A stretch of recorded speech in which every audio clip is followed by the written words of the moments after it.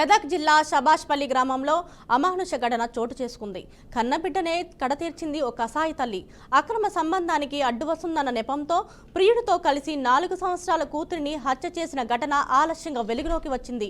మే నెలలో రాజు అనే వ్యక్తి తన కూతురు మమత మనుమరాలు కనిపించడం లేదంటూ పోలీసులకు ఫిర్యాదు చేశారు. ఫిర్యాదు ఆధారంగా తూఫ్రాన్ డీఎస్పీ, సిఐ, ఎస్ఐల బృందం గాలింపు చర్యలు చేపట్టారు. ఫోన్ ట్యాపింగ్ ద్వారా మమత, ఫయాజులు గుంటూరు జిల్లా నరసరావుపేటలో ఉన్నట్లు గుర్తించారు. నిందితులను అదుపులోకి తీసుకుని విచారించగా పాపను గొంతు నిలిమి హత్య చేసి వరి పొలాల్లో పూడ్చిపెట్టినట్లు అంగీకరించారు. పోలీస్ బృందం తహసీల్దార్ సహాయంతో శవం పూడ్చిన ప్రాంతాన్ని తవ్వగా చిన్నారి అస్థిపంజరం లభ్యమైంది. దారుణానికి మమత, ఫయాజ్ ప్రధాన నిందితులుగా తేల్చారు. ఈ కేసులో ఇంకెవరైనా ప్రమేయం ఉందా అన్న దానిపై దర్యాప్తు కొనసాగిస్తున్నామని డీఎస్పీ తెలిపారు.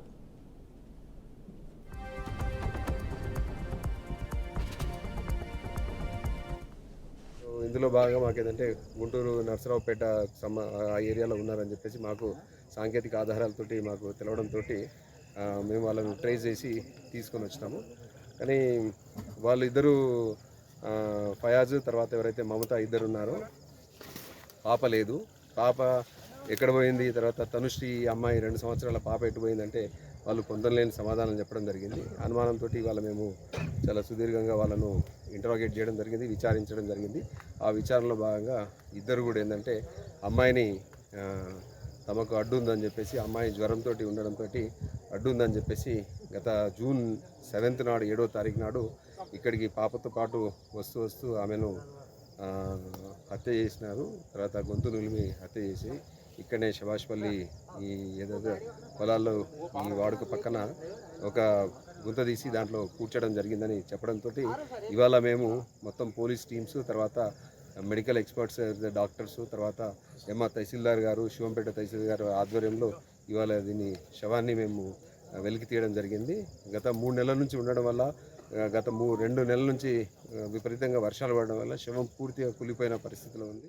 సో ఇందులో భాగంగా మాకు దీనిపై మరింత సమాచారాన్ని మా ప్రతినిధి బాషిత్ అందజేస్తారు. చెప్పండి బాషిత్.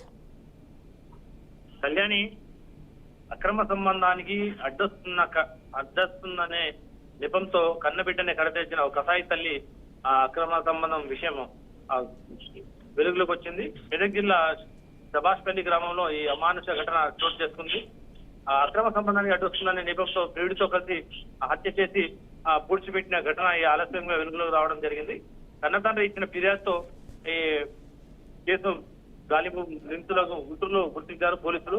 పోలీసుల విచారణను నేరం అంగీకరించిన ఈ తల్లి మమతతో పాటు ఫయాజ్ అనే యువకుడు ఆమెతో ఉన్నట్టు సమాచారం అందడంతో వాళ్ళని తీసుకొచ్చి పోలీసులు సరైన శైలిలో ఇంటరాక్షన్ చేసి వాళ్ళు ఈ ఎందుకు జరిగిందని చెప్తే మన అక్రమ సంబంధానికి అమ్మాయి అడ్డుగా ఉందని చెప్పి ఆ తల్లి చెప్పడంతోనే ఇద్దరం కలిసి చంపేశాం అని చెప్పి ఇద్దరు ఒప్పుకోవడం జరిగింది.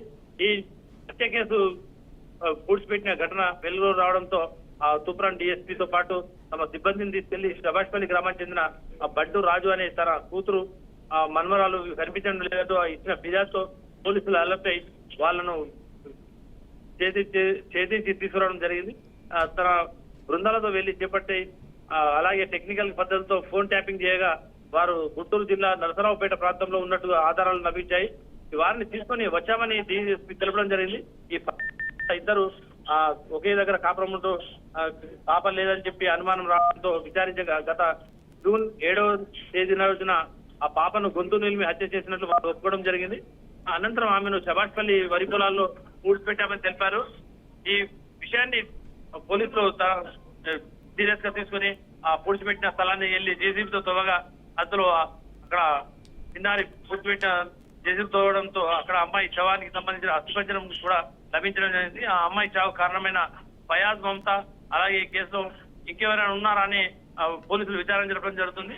ఈ పోలీసుల విచారణలో ఇంకా ఎన్ని దాగి ఉన్న విషయాలన్నీ బయటకు వచ్చే అవకాశాలు కూడా ఉన్నాయి. Kalyani, thank you బాషిత్.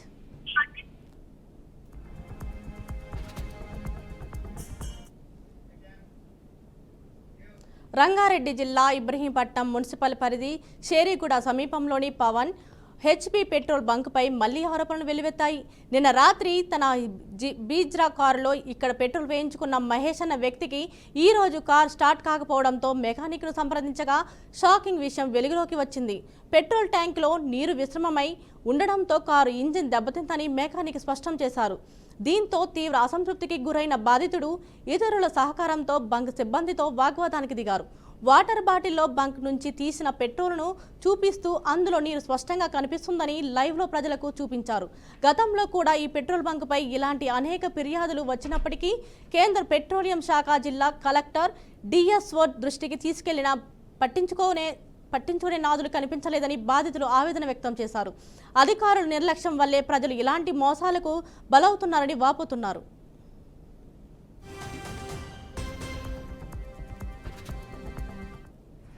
మొత్తం బిడ్డ చెయ్యి వాటర్ అయిందనుకో మన చెయ్యి ఆరదు. మేము కావాలంటే ఇప్పుడు ఏంది తీసుకొని సైడ్కి పోయి మంట పెడతాం.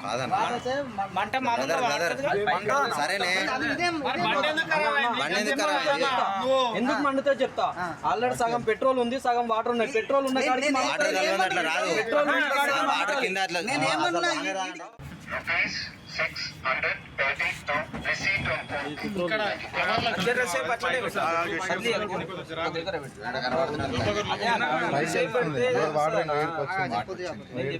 వాటర్ అయితే మనం ఇప్పుడు మొత్తం పెట్టిన నేను చెయ్యి మొత్తం పెట్టిన చెయ్యి వాటర్ అయిందనుకో మన చెయ్యి ఆరదు.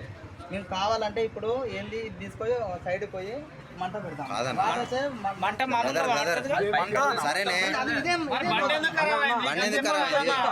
ఎందుకు మండుతో చెప్తా. ఆల్రెడీ సగం పెట్రోల్ ఉంది, సగం వాటర్ ఉన్నాయి. పెట్రోల్ ఉన్న కాడికి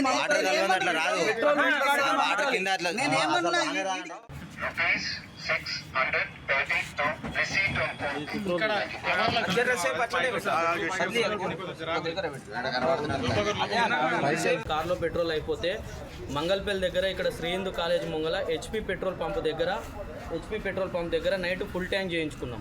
ఫుల్ ట్యాంక్ చేయించుకున్న తర్వాత కార్ స్టార్ట్ అవ్వట్లేదు ఏందని 2 minutes వెయిట్ చేసే లోపల వెనకాల నుంచి బాటిల్స్ పట్టుకొని ఒక 10 మంది వరకు వచ్చారు. బైకులు ఆగిపోయినవి, ఒక 2 ఈకో కార్లు ఆగిపోయినాయి, మాది బ్రీజా కార్ కూడా ఆగిపోయింది. తర్వాత నైట్ మాట్లాడితే ఏమన్నారు, మేము పొద్దుగాల ప్రాబ్లం సజెషన్ ఇస్తాము, ప్రాబ్లంకి సొల్యూషన్ చూపిస్తామని చెప్పేసి అన్నారు. నైట్ వెళ్ళిపోయినాం. నైట్ వేరే వెహికల్ పిలిపించుకొని కిరాయి ఇచ్చుకొని మేము ఇంటికి వెళ్ళిపోయినాము. పొద్దున వచ్చి 10 గంటలకు వచ్చి వెయిట్ చేసినాం. 10 కార్ మాది బ్రీజా అండి 8010. పొద్దున 10 గంటల నుంచి ఇప్పటి వరకు వెయిట్ చేసినాము. మేనేజర్ గారు ఉండి ఏమన్నారంటే మా ఓనర్ గారు వస్తారు మాట్లాడతారని 2:30 వరకు వెయిట్ చేయించారు. అప్పటి నుండి ఇప్పటి వరకు అలా రెస్పాన్స్ లేదు. ఇప్పుడు ఏమన్నా అంటే సేల్స్ మేనేజర్ అంటే ఆయన లోకేష్ ఫోన్ చేశారు, మీ ఇష్టం వచ్చింది చేసుకోపోండి, మీరు ఎట్లయినా ఏమన్నా చేసుకోరి, మీరు కార్ తీసుకోకండి ఆడికెళ్ళని చెప్పేసి మాట్లాడుతున్నారు. మేము ఇప్పుడు ఇక్కడ నుండి పోలీస్ స్టేషన్కి పోతున్నాం, కంప్లైంట్ ఇచ్చిపోతాం. కార్లో పెట్రోల్ అయిపోతే మంగళపల్లి దగ్గర ఇక్కడ శ్రీ హిందూ కాలేజ్ ముంగల హెచ్పీ పెట్రోల్ పంప్ దగ్గర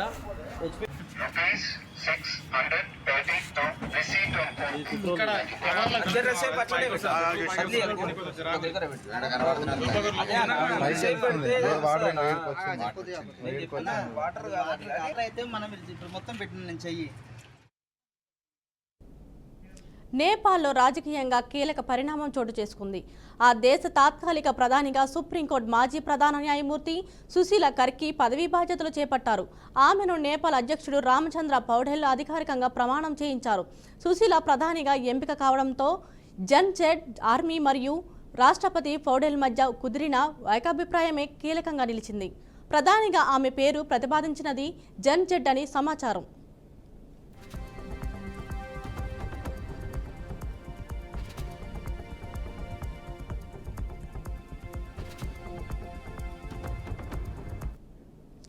గతంలో నేపాల్ సుప్రీంకోర్టు ప్రధాన న్యాయమూర్తిగా సేవలందించిన సుశీల కర్కీకి న్యాయ వ్యవస్థపై విస్తృతమైన అనుభవం ఉంది. బనారస్ హిందూ యూనివర్సిటీలో తన విద్యాభ్యాసాన్ని పూర్తి చేసిన ఆమె న్యాయపరమైన పరిజ్ఞానంతో పాటు పరిపక్వతతో కూడిన న్యాయకత్వం కలిగిన నేతగా పేరొందారు. ప్రస్తుతం నేపాల్ ఎదుర్కొంటున్న సంక్షోభ పరిస్థితుల్లో సుశీల నేతృత్వం కీలకంగా మారుతుందని రాజకీయ విశ్లేషకులు భావిస్తున్నారు.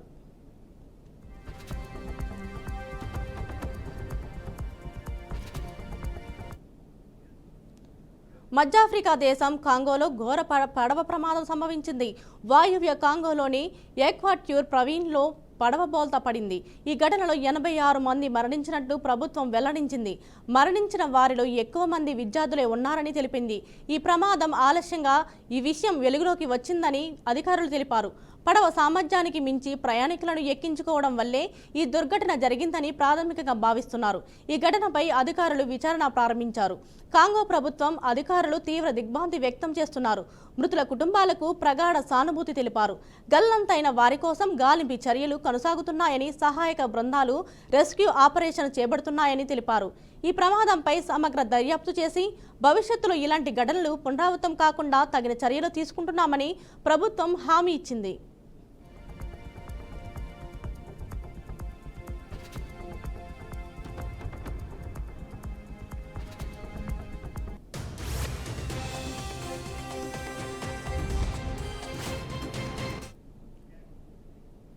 బాలీవుడ్ హీరోయిన్ దిశ పఠాని ఇంటి ముందు కాల్పుల కలకలం చోటు చేసుకుంది. యూపీలోని దిశ ఇంటి ముందు దుండగులు ఈ రోజు తెల్లవారుజామున 4:30 గంటలకు కాల్పులు జరపగా ఆలస్యంగా వెలుగులోకి వచ్చింది. కాల్పులు తామే జరిపామని, దిశ సోదరి కుర్జాకు సాధువులను అవమానించేందుకే అలా చేశామని గోల్టీ బార్ గ్యాంగ్ తెలిపింది. హిందూ సాధువులు ప్రేమానంద్ మహారాజ్, అనిరుద్ధాచార్య మహారాజ్లను ఖుష్బూ అవమానించారని ఆరోపించింది. ఈ ఘటనపై పోలీసులు కేసు నమోదు చేసుకోగా తెల్లవారుజామున అనేక రౌండ్లు కాల్పులు జరిపారని చెప్పారు.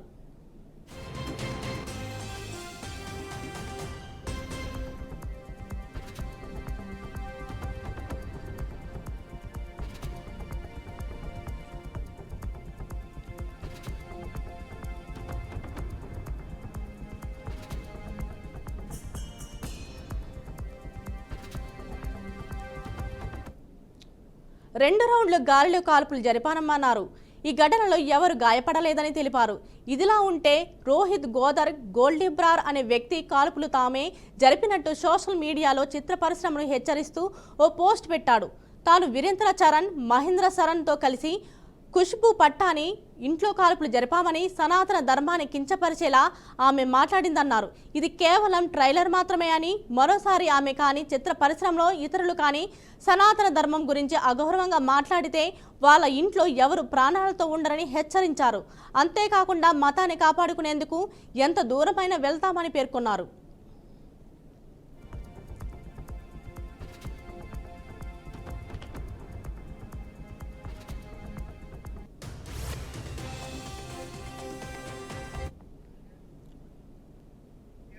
అనంతపురం నగరంలోని సాయినగర్ ప్రాంతంలో ఓ ఆసుపత్రి భవనానికి సంబంధించిన వివాదం తారస్థాయికి చేరింది. ఈ వివాదంలో ప్రధానంగా 2 రాజకీయ పార్టీల నేతలు జోక్యం కావడంతో ఉద్రిక్తత మరింత పెరిగింది. శ్రీనివాస ఆసుపత్రికి సంబంధించిన డాక్టర్ శ్రీనివాసులు, రాఘవేంద్ర, శ్రీలతతో పాటు న్యాయవాది సత్యనారాయణ రెడ్డి ఓల్డ్ పావని ఆసుపత్రి భవనాన్ని ఒప్పందం ప్రకారం కొనుగోలు చేశారు. ఆ తర్వాత సత్యనారాయణ రెడ్డి పైభాగంలో మరో 3 అంతస్తుల నిర్మాణాన్ని అభివృద్ధి ఒప్పందం కింద చేపట్టారు. అయితే ఈ నిర్మాణానికి సంబంధించిన తనకు రావాల్సిన డబ్బులు ఇవ్వడం లేదంటూ న్యాయవాది సత్యనారాయణ ఆవేదన వ్యక్తం చేశారు. ఆసుపత్రిలో ఒప్పందం ప్రకారం ఉన్న 30% వాటాను కూడా తిరస్కరిస్తున్నారని వాపోయారు. తాడిపత్రి మాజీ ఎమ్మెల్యే జేసీ ప్రభాకర్ రెడ్డి అండతో తనకు అన్యాయం జరుగుతోందని న్యాయవాది ఆమోదించడంపై పెద్ద సంచలనానికి దారితీస్తుంది.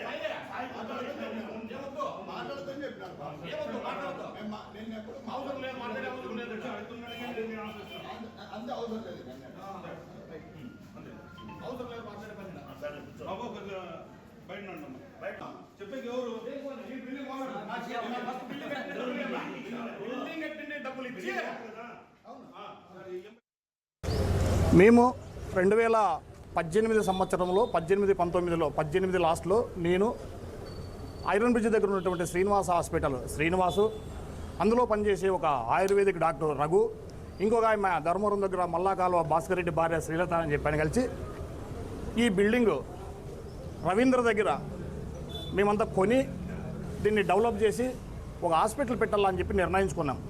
ఇందులో శ్రీనిలయం అనే ఒక ఫర్ము రిజిస్టర్ చేసుకొని అందులో నాది 30%, శ్రీనివాసది 50%, రాఘవేంద్రది 15%, శ్రీలతది 5%.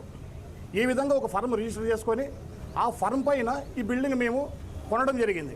బిల్డింగ్ కొనడానికి, రిజిస్టర్ చేయడానికి, బీపీఎస్కి కలిసి 10 కోట్లు ఖర్చు పెట్టినాం.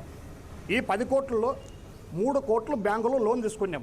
3 కోట్లలో కూడా 2,36,00,000 మట్టుకే ఈ బిల్డింగ్కి ఖర్చు పెట్టుకున్నాం. మిగతా 7,64,00,000 రూపాయలు మేము సొంత డబ్బు పెట్టినాం.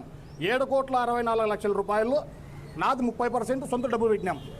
ఇది కొనిన తర్వాత ఇది పాత బిల్డింగు, కొత్తగా హాస్పిటల్ పెట్టాలా, మనం కార్పొరేట్ హాస్పిటల్ లెవెల్లో ఉండాలని చెప్పని ఈ బిల్డింగ్ పడగొట్టి కట్టడానికి ఈ నలుగురు కలిసి నాకే అగ్రిమెంట్ ఇచ్చారు.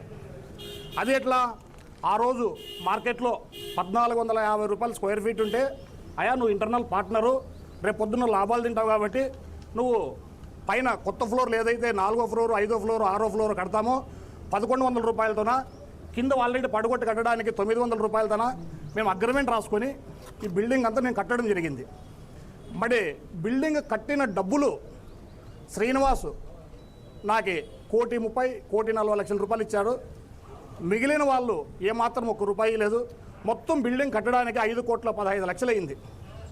ఈ బిల్డింగ్ అంతా కట్టిన తర్వాత ఓ నెలకి ఇంకా ఓపెనింగ్ అనేటప్పుడు నన్ను ముగ్గురు కలిసి ఏకమై ఎలిమినేట్ చేయాలా, ఈ పార్ట్నర్షిప్లో పెట్టుకోకూడదనే ఉద్దేశంతో వీళ్ళందరూ నీకు బిల్డింగ్లో ఉంది, మేము హాస్పిటల్ వేరేది పెట్టుకుంటాం, నీకు పార్ట్నర్షిప్ లేదని చెప్పని గలాట పెట్టుకొని స్టార్ట్ చేసినారు. ఇవి ఇప్పటి వరకు ఉన్న అప్డేట్స్. చూస్తూనే ఉండండి BRK న్యూస్, తెలుగోడి సత్తా.